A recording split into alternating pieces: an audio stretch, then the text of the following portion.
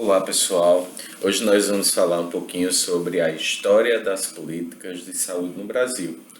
Então, a gente vai viajar um pouco no tempo para entender como era organizado os serviços de saúde no nosso país, né? E ver como nessa linha do tempo, né, a gente tem uma influência muito grande também das questões políticas que envolvem o país. Então, sempre aqueles atores políticos que estão no momento da gestão, eles interferem muito nesse processo de mudança de organização dos serviços de saúde. Então, políticas de saúde, né? O que é? O estabelecimento dessas diretrizes, planos e programas de ação. Então, é uma forma como o governo se organiza para criar diretrizes, para criar aquele plano de ação, para tentar vencer os problemas que a gente tem com relação às questões, os problemas de saúde. É como o Estado vai intervir, né? Essa intervenção do Estado dentro dessas políticas sobre essa organização das práticas e problemas de saúde da população como um todo.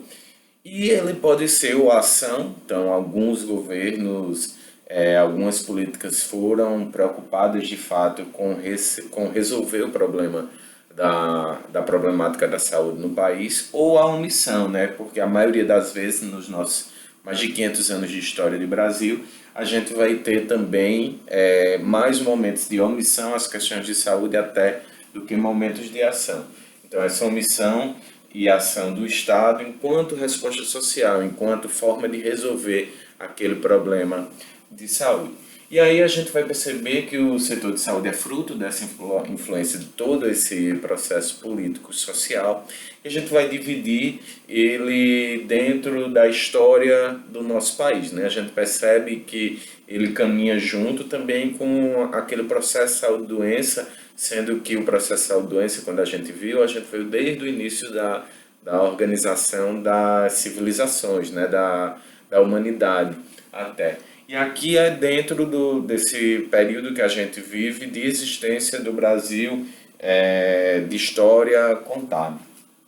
Então a gente tem desde o período do descobrimento do Brasil ao Império, 1500 a 1889, do período da República Velha, de 1889 a 1930, da Era Vargas, de 1930 a 1964, o período do autoritarismo, da ditadura, de 64 a 84, a Nova República, de 85 a 88, e a pós-constituinte, a partir de 1989. Então, como essas políticas se organizaram nesses setores. Aí a gente volta aí ao período de descobrimento do Brasil, né?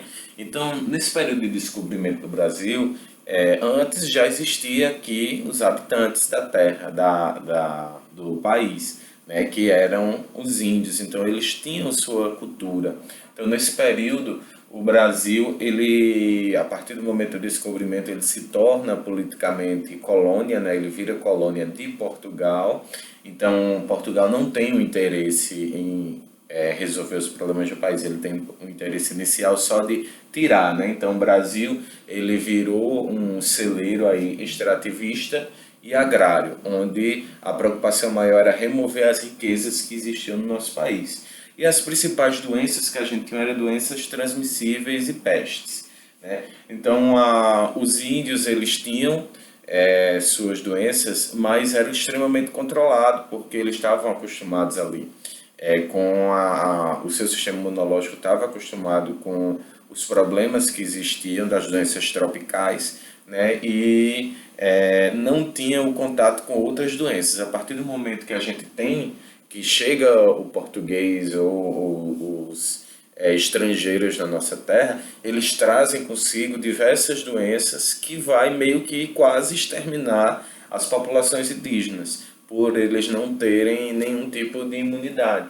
Então a gente já começa aí o início desse processo de genocídio, ele começa a partir desse momento com a chegada dos portugueses de uma forma silenciosa, fazendo a matança, né, mesmo sem querer, mas só por ter trazido aquelas doenças que o indígena não estava acostumado. E como é que eles se organizavam, né?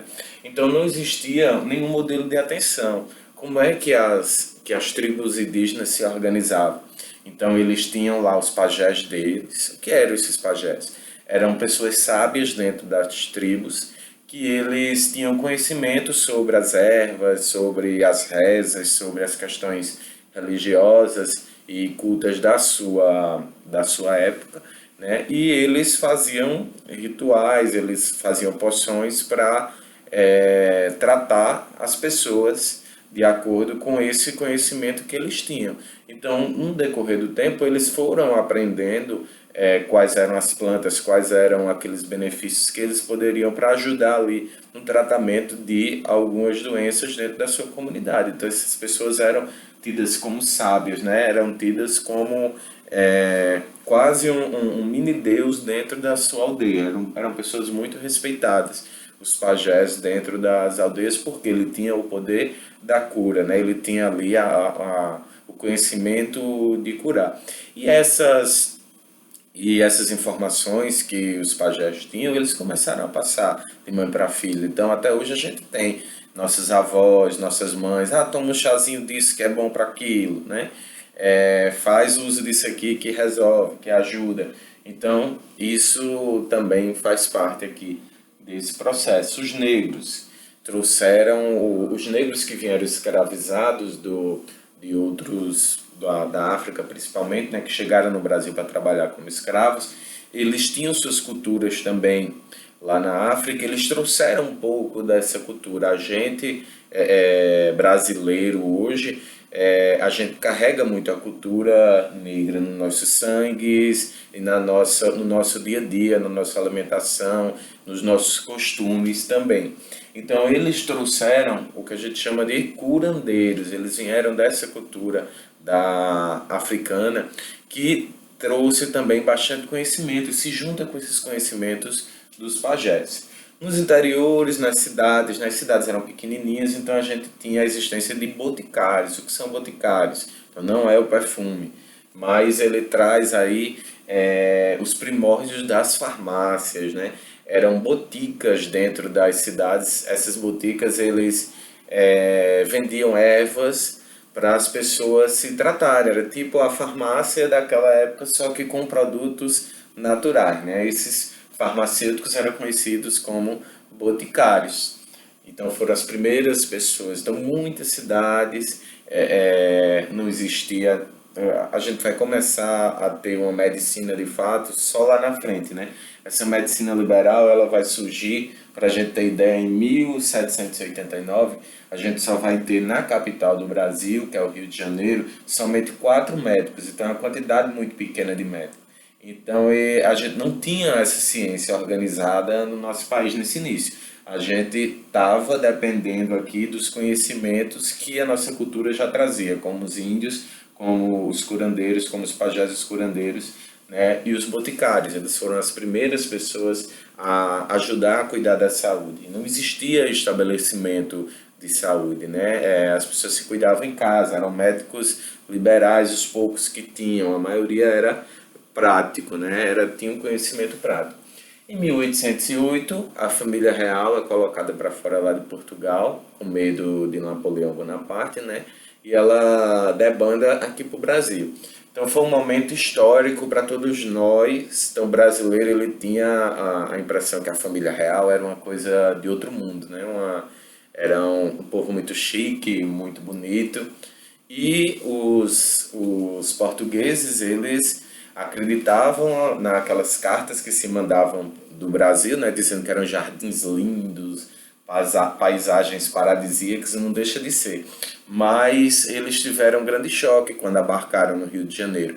Foi um choque dos dois lados, um choque dos brasileiros quando viram que a família real não era tão bonita quanto se imaginava e que eles eram sujinhos, né, o rei, o Dom João VI, ele não era uma pessoa muito limpinha, né? Todos tinham muito piolho, raspavam as cabeças e usavam perucas para poder não proliferar esses piolhos, a forma de alimentação, pouca higiene, não lavava a mão. E o Brasil também não existia saneamento básico. O esgoto era céu aberto, as pessoas jogavam seus detritos no meio da rua. Então a cidade do Rio de Janeiro era fedorenta, né, porque estava com todos os dejetos no meio da rua. Então, para dar uma camuflada, eles jogaram um monte de folha de canela em cima dos esgotos, para quando a família real chegar não perceber, mas não adiantou, eles perceberam a sujeira que era. Então, a partir do momento que a gente se torna foco político de Portugal, né, começa a ter uma preocupação em resolver esses problemas de saneamento, porque lá eles já entendiam que era preciso sanear para evitar doenças. Então a gente vai ter só o processo de início de saneamento da capital, a partir do momento que a família real vem para aqui, como aqui se torna a casa deles, eles vão precisar fazer esse saneamento para melhorar as condições de vida, inclusive deles, né?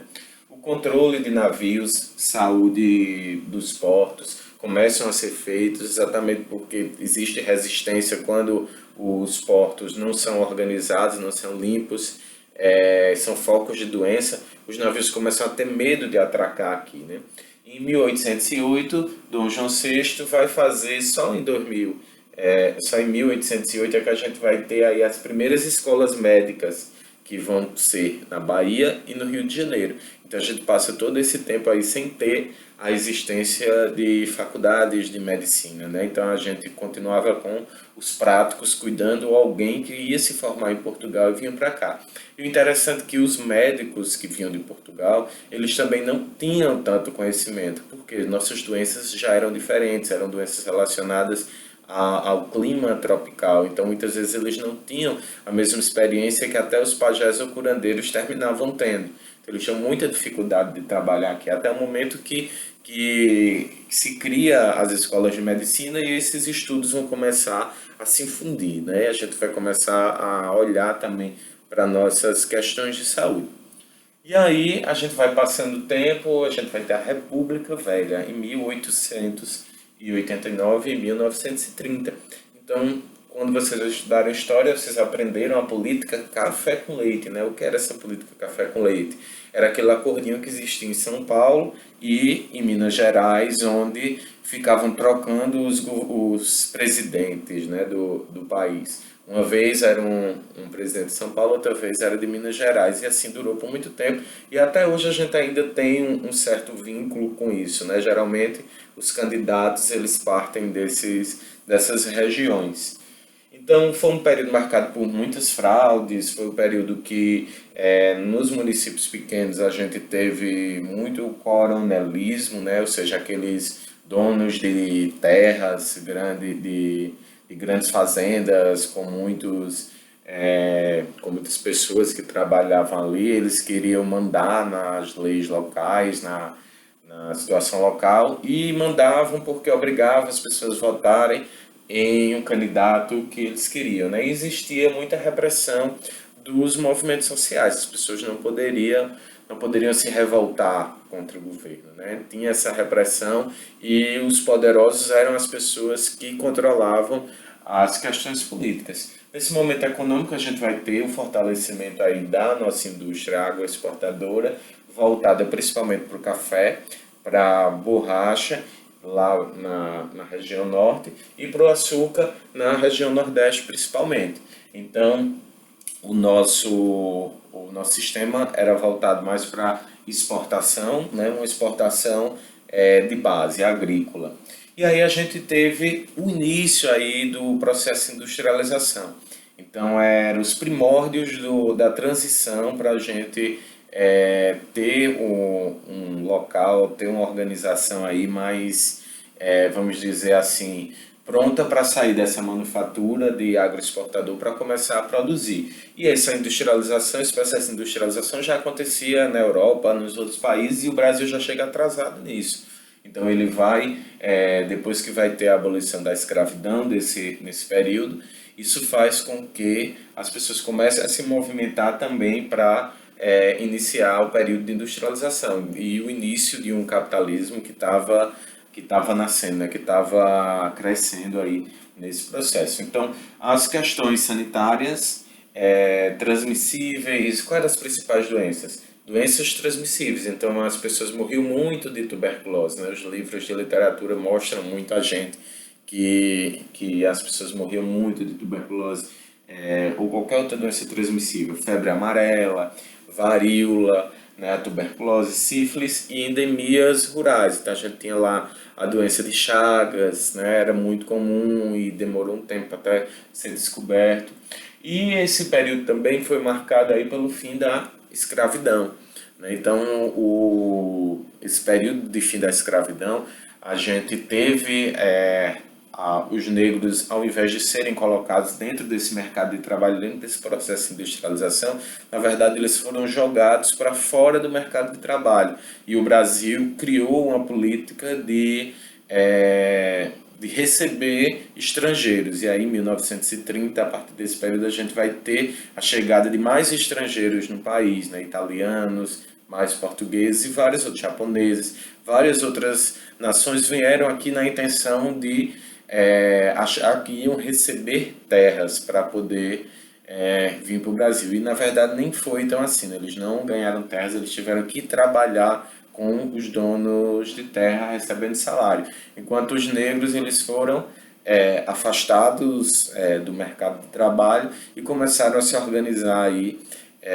nas favelas, né, nas comunidades.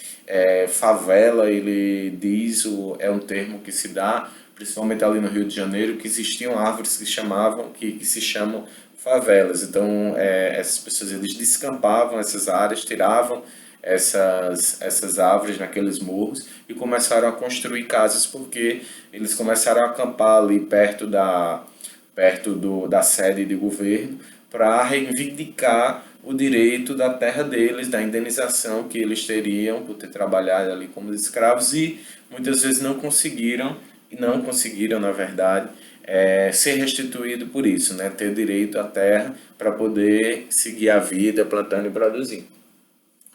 Então, aqui nesse período, na parte da saúde, se destaca bastante a chegada de Oswaldo Cruz, né?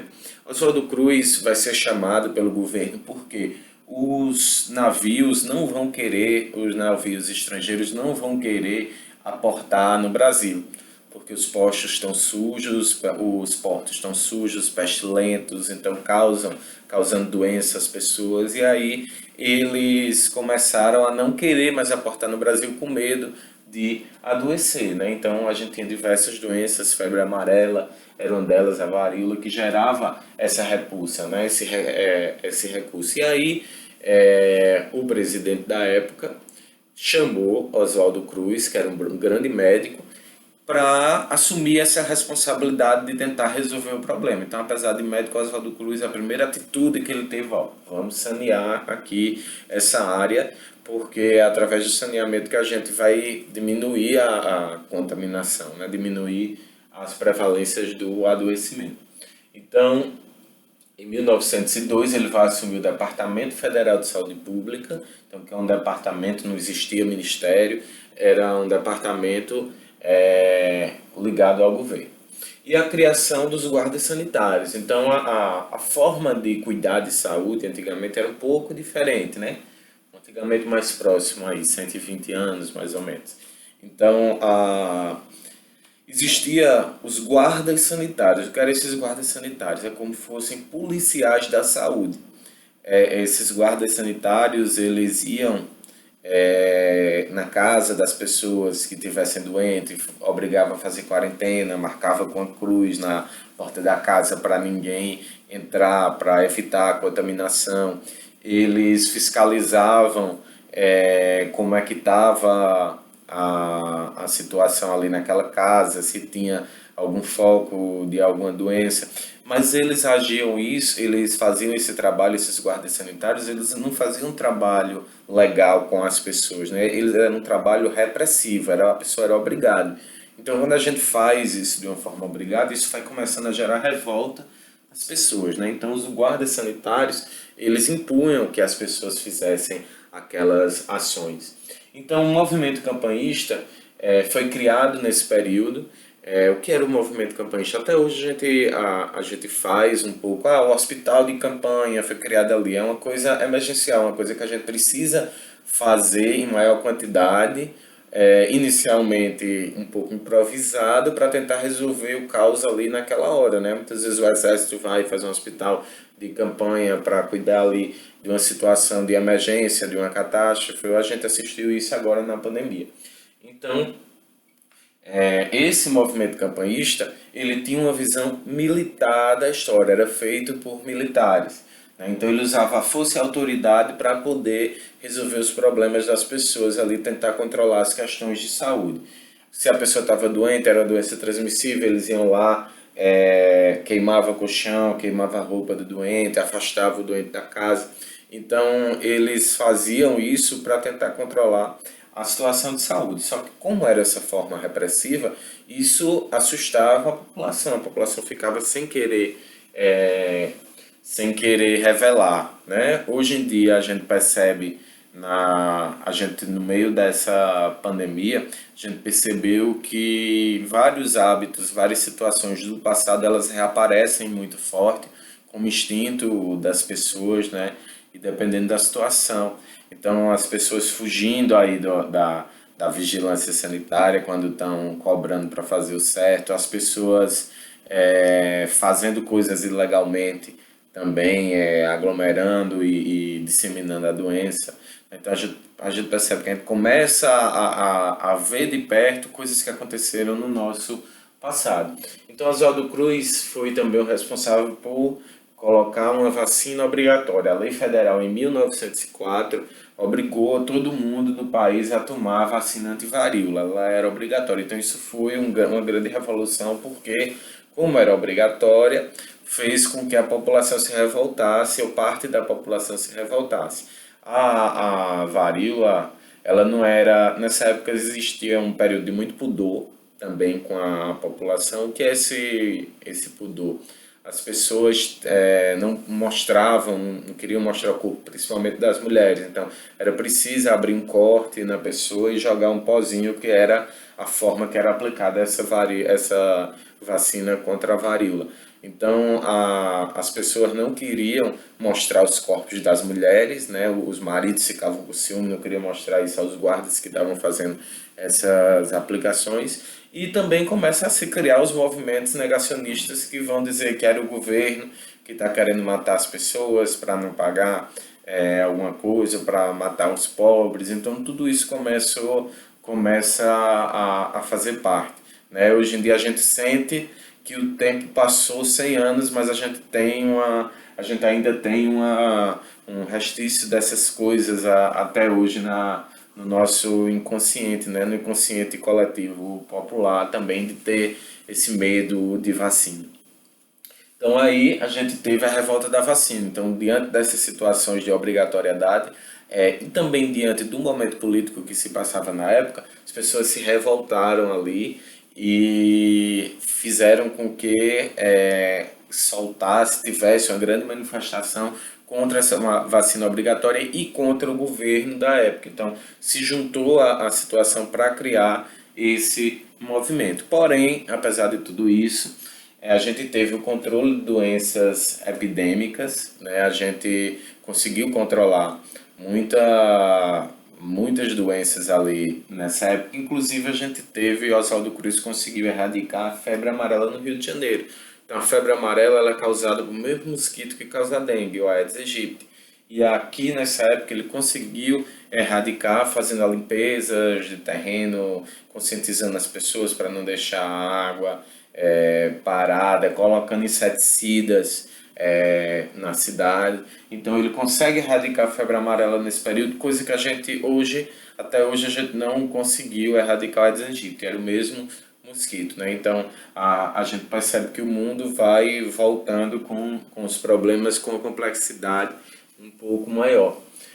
E nesse período, entre Oswaldo Cruz e Carlos Chagas, existia muito também os ratos, né? Era um grande problema na cidade do Rio de Janeiro. Então, uma das campanhas que eles fizeram para evitar também a peste negra e para controlar isso dentro do Rio de Janeiro foi pagar alguns centavos por ratos que fossem caçados. Isso ajudou bastante a diminuir a população de ratos. Só que as pessoas perceberam que poderiam ganhar dinheiro fácil assim e começaram a fazer criadouros de ratos para entregar ao governo para poder receber a indenização. Aí depois que descobriram que a população estava fazendo isso, cancelaram essa recompensa por ratos. Então é engraçado como o ser humano é criativo para poder burlar as leis, né? Burlar a forma de criar formas de ganhar dinheiro com trabalho fácil. Então, em 1920, o Departamento Nacional de Saúde, minha gente, ele não era dentro de ministérios, não existia Ministério da Saúde, ele fazia parte do Ministério da Justiça. Então, por isso que tudo ali estava ligado, muito forte, muito ligado aos militares, à repressão, à guarda sanitária, né? Porque existia esse vínculo forte ali no Ministério da Justiça. E aí Carlos Chagas já aprendeu um pouco com Oswaldo Cruz, foi embora para a França, estudou lá no Instituto Pasteur, vai descobrir a doença de Chagas, né? Vai batizar a doença de Chagas junto com Oswaldo Cruz e eles vão mudar um pouco. O Carlos Chagas já vem com uma postura mais amena do que a de Oswaldo Cruz. Ele já entendeu ali, quando ele fez esses estudos na Europa, que não adiantava tratar as pessoas com repressão, que era preciso, né, mudar a estratégia. A estratégia estava na educação e saúde, na promoção da saúde, na propaganda, né? Então ele introduz a propaganda e a educação sanitária para ajudar as pessoas a manterem a sua vida mais saudável e orientar sobre as doenças e como não pegar.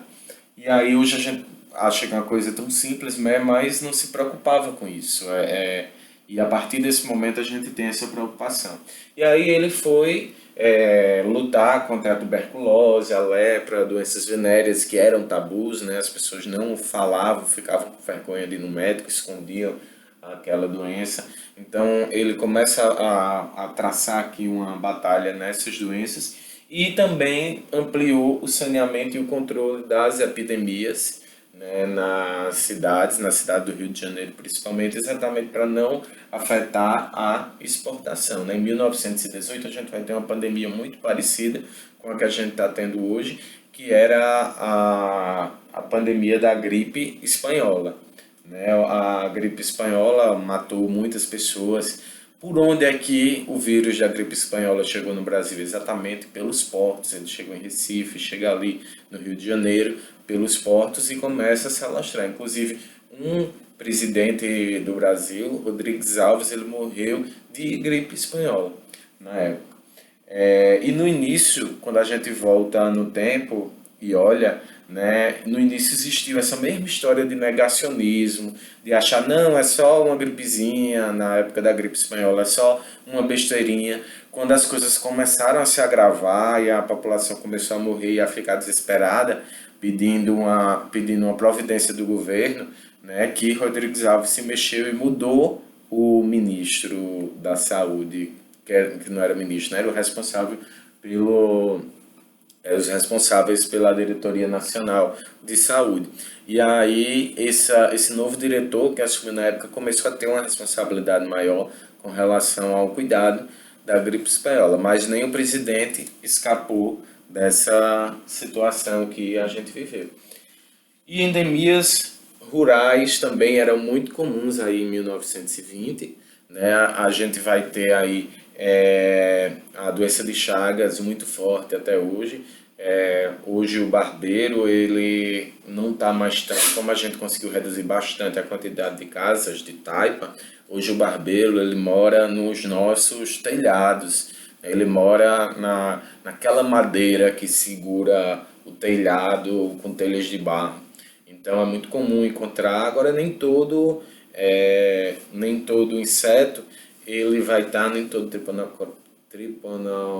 vou saber falar não, Treponema cruzi. Vai ter o barbeiro, né? Vai transmitir a doença, ok? E aí, com essa chegada desses estrangeiros, eles vão vir aqui para o país e eles vão trazer novas ideias, né? O pessoal que vão chegar, que os imigrantes que vão chegar em 1930, eles vão trazer outras ideias que eles já aprenderam na Europa. Lá na Europa a gente já tinha organização de sindicatos, a gente já tinha uma política melhor salarial, né? Já tinha uma organização de quantas horas as pessoas deviam trabalhar. Então até então não existia limite, a pessoa trabalhava 12 horas sem ter nenhum tipo de controle, trabalhava sábado, domingo, né? Criança de qualquer idade trabalhava, não existia esse controle. Ela conseguindo fazer, ela ia ali assumir aquela responsabilidade. Então, a partir do momento da chegada desses imigrantes, algumas leis trabalhistas começam a serem, a tentar serem implantadas. Então, a gente vai ter aí esse início da industrialização, né? A imigração desses europeus italianos, portugueses, principalmente os italianos, foram bem responsáveis por esse processo e eles vão reclamar dessas precárias condições de vida que existia para os trabalhadores brasileiros, né? E vão começar uma luta pelas garantias trabalhistas. E aí a gente vai ter alguns movimentos operários que vão se organizar em grandes greves gerais em 1917, 1919. Essas duas grandes greves elas vão ser greves gerais, onde o Brasil inteiro para durante alguns dias nesses anos para exatamente reivindicar essas condições. Você vê que essas lutas elas são lentas, elas passam anos acontecendo, se arrastando até que os governantes entendam da necessidade. Então aqui começam a nascer esses embriões de uma legislação trabalhista e previdenciária que vai ser construída para poder dar melhor condições às pessoas. E aí a gente vai ter os primórdios das caixas de aposentadoria e pensões, que a gente chama isso de CAPS. O que são essas caixas de aposentadoria e pensão? São os primórdios da Previdência Social. Qual a função dessa Previdência Social, né? É a gente dar algumas garantias aos trabalhadores para que, em situações, por exemplo, da uma esposa que não trabalhava, que cuidava da casa e era só o marido que trabalhava, se o marido morrer, ela tem que ter o direito à aposentadoria. Então ela vai ter que receber alguma coisa, né, para conseguir sobreviver. Então a gente começa a ter o surgimento da organização de pensões e de aposentadoria. A pessoa ficou velhinho lá, não consegue mais trabalhar ou ficou com alguma sequela, né, e não tem mais condições de trabalhar, ele recebe um salário ali para se manter para a sua velhice e não precisar trabalhar até a morte. Então, as caixas de aposentadoria e pensão, elas começam a ser criadas. Mas no início, essas caixas elas vão ser criadas somente para aquelas classes trabalhistas mais ricas, só para aquele pessoal que está em maior destaque naquela época, né? Então, em 1923 foi criado, mas isso foi um primordial para o que vinha no futuro. Em 1903, a Lei Eloy Chaves, ela constitui aí as primeiras caixas de aposentadoria e pensão, regulamentando a existência disso que pode fazer uma caixa de aposentadoria e pensão, e ela já é uma resposta a esses primeiros movimentos sociais, as primeiras lutas pelo desenvolvimento dessas questões de trabalhistas. E os primeiros direitos sociais vão começar a surgir. Então esse marco inicial da Previdência vai ser com a Caixa de Aposentadoria e Pensões dos ferroviários. Então, que era uma população bem abastada na situação da época, porque muitos meios de transporte que a gente usava na época era através de ferrovias. Então, era uma classe bem remunerada, uma classe que tinha um destaque muito grande. Portuários e marítimos, anos depois, começaram também a ter direito. Então, oferecia aposentadoria, pensão e assistência médica para as pessoas. E aí, o que é que tudo isso tem a ver com a gente, né? A gente percebe que essa seguridade social, ela inclui a saúde também.